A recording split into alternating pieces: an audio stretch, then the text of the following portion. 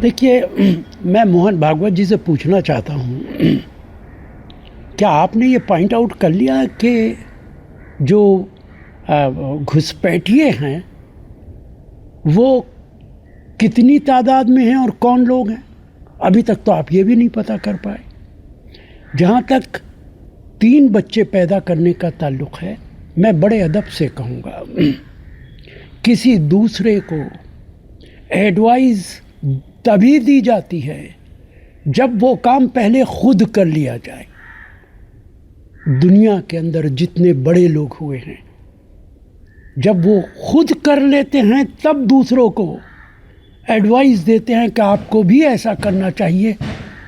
जो खुद नहीं कर पाते उन्हें क्या पता इसका क्या फ़ायदा है और क्या नुकसान है।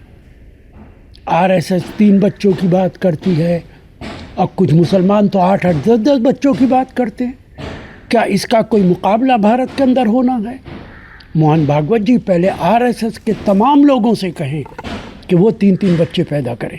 तो आरएसएस वाला जो बिना सदिया करके घूमले चलता है ना हर जगह, सबसे पहले मोहन भागवत जी से करबद्ध अपील होगा कि अपने कुमारे सेवकों को पहले शादी करवाइए और उसके यहाँ 2-2 बच्चा ने 5-5 बच्चा पैदा करे। वो लोग खाली हमरा जवाबदेही, आरएसएस वाला ऐसे ही घूमेगा?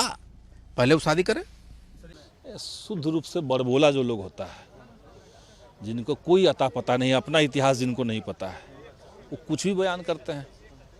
अब मुसलमानों को लेकर के 4 बात अगर आरएसएस नहीं कहेगा तो उनकी दुकानदारी कैसे चलेगी? तो इसलिए आरएसएस की बातों पे कोई किसी को यकीन नहीं है। और आरएसएस के लिए जो मुसलमान शब्द का मतलब है, उनके लिए जो हिंदुस्तान शब्द का मतलब है, वो तो हमारे लिए नहीं है। वो तो हिंदू राष्ट्र और सांस्कृतिक राष्ट्रवाद की बात करते हैं।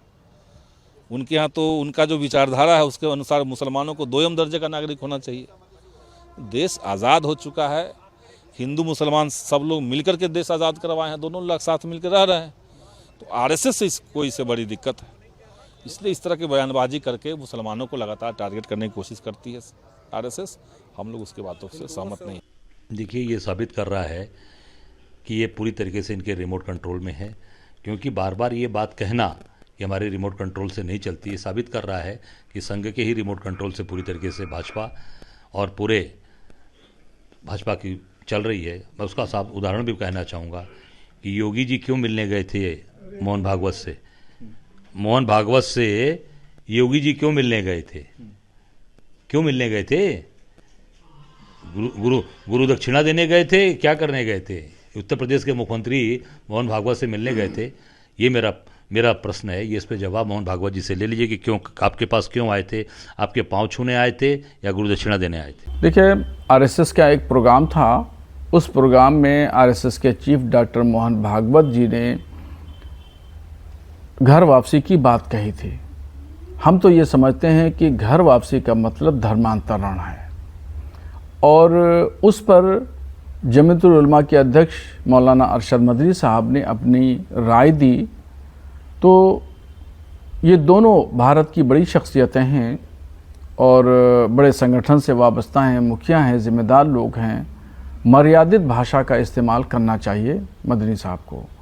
और पढ़े लिखे लोगों की, दानिश्वर तबके की ये पहचान होती है कि वो जो भी भाषा बोले वो नपे तुले और संजीदा होना चाहिए, ताकि किसी को कोई तकलीफ़ न पहुँचे।